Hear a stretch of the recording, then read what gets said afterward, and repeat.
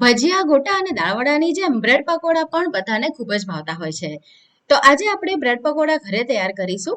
પણ જ્યારે બ્રેડ પકોડા બનાવીએ ને તો બ્રેડ હોય એની ઉપર ચાનો લોટ હોય તો એના કારણે એનો અંદરનો જે ટેસ્ટ છે ને એટલો સરસ નથી આવતો.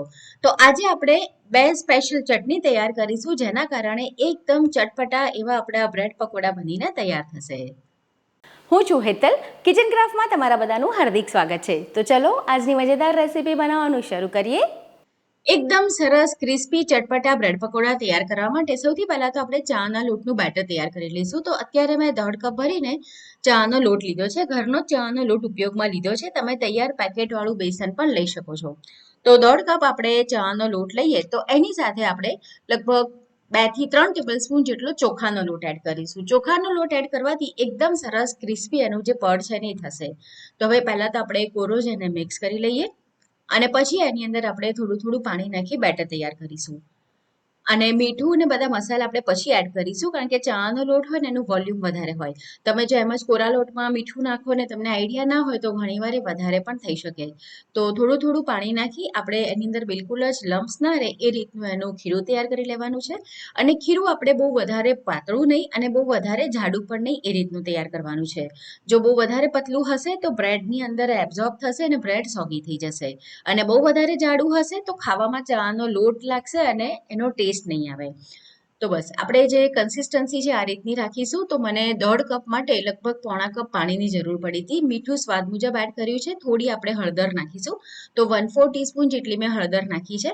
અને અજમો એડ કરવાનો છે 1/2 ટીસ્પૂન જેટલો અને 1/2 ટીસ્પૂન એની અંદર આપણે હિંગ નાખીશું. આપણે બટાકા અને ચાના લોટનો ઉપયોગ કરીએ છીએ જે બંને વસ્તુઓ ઘણીવાર ગેસ કરતી હોય છે. તો અજમો અને હિંગ એ બંને ગેસને નથી કરતા અને જો ગેસ કે એવું કંઈ થાય તો એમાં મદદરૂપ થાય છે પાચનમાં. તો એટલે અજમો અને હિંગ એની અંદર ખાસ એડ કરવાના. બરાબર મિક્સ કરી લેવાનું છે અને એને થોડી વાર માટે ફેંટી અને આપણે સાઈડમાં રહેવા દઈશું. તો પહેલા તો આપણે આ રીતે બેટર તૈયાર કરી લેવાનું છે. બેટર તૈયાર થઈ જાય પછી આપણે બટાકાનું સ્ટફિંગ તૈયાર કરીએ. તો એના માટે મેં 2 નંગ મોટી સાઈઝના બટાકા લીધા હતા જેને મેં લગભગ 1 કલાક પહેલા બાફીને રાખી મૂક્યા છે.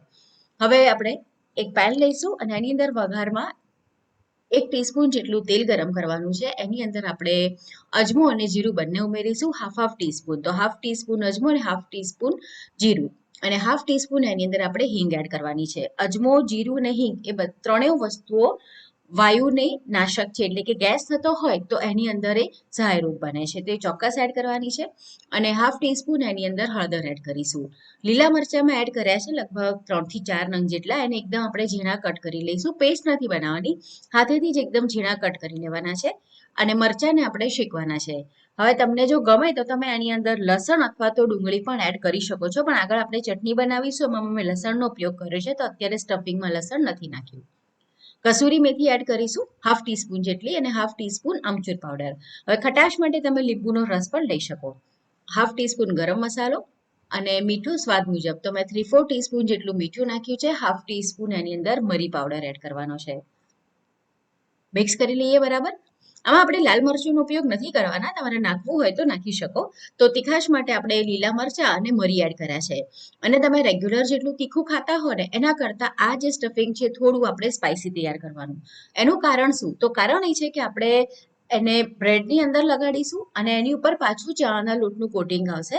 તો ટેસ્ટ જે છે ને એ તમે જો બરાબર માપનું તીખું બનાવ્યું હશે ને તો ચટપટો નહીં લાગે. તો તમારે સ્ટફિંગ થોડું તમે જે તીખું ખાવ છો એનાથી વધારે સ્પાઇસી તૈયાર કરવાનું. અને બટાકાને હાથેથી જ આ રીતે તોડીને એડ કરવાના છે અને થોડી કોથમીર એડ કરી દઈશું. મિક્સ કરી લેવાનું છે. બટાકા જ્યારે તમે બાફો ને તો બાફતી વખતે કુકરની અંદર પાણી રેડી તરત બટાકા નહીં નાખવાના. પાણી રેડી એક વાસણમાં બટાકા મૂકવાના અને પાણી વગર જ આપણે એને બાફવાના જેથી એની અંદર મોઇશ્ચર ના રહે. અને બટાકા બફાઈ જાય પછી એને લગભગ અડધા 1 કલાક માટે રહેવા દેવાના જેથી એની અંદર જે પણ મોઇશ્ચર હોય એ બધું જ જતું રહે. તો આ રીતનું આપણું સ્ટફિંગ તૈયાર થઈ જશે. આ સ્ટફિંગમાંથી તમે સમોસા બનાવી શકો છો. આલુની જે કચોરી મળે છે એ બનાવી શકો છો. ઘણી બધી વસ્તુમાં તમે આ સ્ટફિંગનો ઉપયોગ કરી શકો છો. તો સ્ટફિંગને આપણે ઠંડુ થવા દઈએ. ત્યાં સુધી તૈયાર કરીએ લાલ ચટણી. તો એના માટે મેં કાશ્મીરી લાલ મરચાં લીધા છે લગભગ 8 થી 10 નંગ જેટલા. અને અડધો કલાક પહેલા મેં એને ગરમ પાણીમાં પલાળીને રાખી મૂક્યા હતા.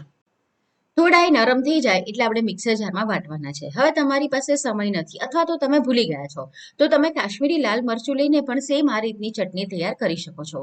હવે એની અંદર આપણે લસણ એડ કરીશું. તમે ના ખાતા હો તો સ્કીપ કરી દેવાનું. તો લગભગ મેં 3 કળી જેટલું લસણ લીધું છે, જેને મેં ઝીણું ઝીણું કટ કરી લીધું છે. મીઠું એડ કરવાનું છે સ્વાદ મુજબનું. તો મેં અત્યારે લગભગ હાફ ટીસ્પૂન મીઠું નાખ્યું છે અને હાફ ટીસ્પૂન એમાં મેં આમચૂર પાવડર નાખ્યો છે. આમચૂર પાવડર આપણે ખટાશ માટે એડ કરવાનો છે. તમે લીંબુનો રસ પણ એડ કરી શકો. તો જરૂર મુજબ પાણી નાખવાનું. તો મેં લગભગ 3 થી 4 ચમચી પાણી નાખી આ રીતની ઘાટી એવી ચટણી તૈયાર કરી લીધી છે. ચટણી આપણે પતલી નહીં કરીએ. જો એની અંદર મોઇશ્ચર વધારે હશે તો પણ આપણી જે બ્રેડ છે ને સોગી થઈ જશે. હવે તૈયાર કરી આપણે લીલી ચટણી. તો એના માટે મિક્સર જારની અંદર આપણે 2 આઈસ ક્યુબ એટલે કે બરફના ટુકડા એડ કરીશું. લીલા મરચાં એડ કરવાના છે 3 નંગ જેટલા અને કોથમીર એડ કરીશું. બરફ એટલા માટે એડ કરવાનો કે આપણે જ્યારે મિક્સર જારની અંદર ચટણીને વાટીએ ને તો એની અંદરનું જે કટર હોય એના કારણે આપણી જે કોથમીર છે એને કટ થાય અને એ કટ થાય એટલે એની અંદરના જે એન્ઝાઇમ હોય ને છૂટા પડે અને હવાની અંદર જે ઓક્સિજન રહેલો હોય એની સાથે રિએક્ટ કરે અને ચટણીનો કલર કાળાશ પકડે. તો જો ગરમી ઓછી હોય તો એની જે પ્રોસેસ છે એ ધીમી થઈ જાય અને ચટણીનો કલર કાળાશ ન પકડે. તો એટલા માટે આઈસ ક્યુબ એડ કરવાના અથવા ઠંડુ પાણી એડ કરવું. મીઠું સ્વાદ મુજબ એડ કરી દેવાનું. થોડી હળદર નાખવાની છે 1/4 ટીસ્પૂન જેટલી. હાફ ટીસ્પૂન આપણે એની અંદર ખાંડ એડ કરવાની છે. એનાથી મીઠાશ નહીં આવે, ફક્ત આપણે જે લીંબુ એડ કર્યું છે તે બેલેન્સ થશે. અને થોડી આપણે એની અંદર સેવ નાખીશું. પાણી નથી એડ કરવાનું, આપણે આઈસ ક્યુબ નાખ્યો છે એટલે. તો આ રીતની ગાઢી ચટણી તૈયાર કરવાની છે. આમાં પણ આપણે પાણી વધારે ના થાય એનું ધ્યાન રાખવાનું છે. તો હવે આપણે તૈયાર કરીએ બ્રેડ પકોડા માટેની બ્રેડ ઉપર ચટણીને બધું લગાવીને. તો તમે જ્યારે બ્રેડને તળો ને તો ઘણીવાર તેલ વધારે એબ્ઝોર્બ કરે. તો એવા સમય પર તમારે શું કરવાનું, બ્રેડની સ્લાઇસ છે ને એ લગભગ અડધા પોણા કલાક માટે ફ્રીઝમાં મૂકી દેવાની. તો મેં એને ડબ્બામાં ભરી ફ્રીઝમાં મૂકી હતી અને આ મેં ઘરે બનાવેલી બ્રેડ છે. તો એનો જે શેપ છે મારા મોલ્ડ પ્રમાણેનો છે. આપણે બહારથી જે લઈએ એક્ઝેક્ટ સ્ક્વેર હોય છે, આ રેક્ટેંગલ છે. તો હવે આપણે એક સ્લાઇસની ઉપર આ ગ્રીન ચટણી તૈયાર કરવાની છે. તમારે જો બ્રેડની રેસીપી જોઈતી હોય તો કમેન્ટ કરીને મને ચોક્કસ જણાવજો. હું જલ્દીથી તમારી સાથે બ્રેડની રેસીપી પણ શેર કરીશ. બહાર કરતાં પણ એકદમ સરસ બ્રેડ ઘરે બનીને તૈયાર થાય છે. હવે એક સાઈડ આપણે જે લાલ ચટણી તૈયાર કરીને રાખી છે એ લગાડીશું. હવે તમારી પાસે જો લાલ ચટણી બનાવવાનો સમય ના હોય, જેમ કે ગ્રીન ચટણી ઘરમાં પડેલી જ હોય, તો એવા સમય પર તમે બીજી સાઈડ ટોમેટો કેચઅપ પણ લગાડી શકો છો. હવે જે આપણું સ્ટફિંગ છે એ એની પર મૂકીશું અને હાથેથી જ આપણે એને ઇવનલી ફેલાવી દઈશું. ચારે બાજુ એક સરખું આપણે ફેલાવવાનું છે. વચ્ચેના ભાગમાં ઘણીવાર શું થાય કે સ્ટફિંગ બરાબર હોય પણ સાઈડમાં નથી હોતું. તો એવા સમય પર પછી જ્યારે બ્રેડ એકલી ખાતા હોય ને એવું લાગે. તો સ્ટફિંગ ચારે બાજુ સરખું લેવલમાં થાય એના માટે આપણે ધ્યાન રાખવાનું છે. તો આ રીતે તૈયાર કરી લેવાની છે બધી સ્લાઇસ અને પછી આપણે એને કટ કરીશું. તો આ રીતે આપણે એને ટ્રાયેંગલમાં કટ કરી લેવાની છે. અને જ્યારે તમારે બ્રેડ પકોડા બનાવવાના હોય ને ત્યારે જ આ રીતે તૈયાર કરવું. નહીં તો જો તમે તૈયાર કરીને રાખી મૂકો ને તો શું થાય કે ચટણી લગાડી છે ને તો બ્રેડ એમ પણ થોડી તો નરમ થવાની જ, એટલે કે સોગી થવાની.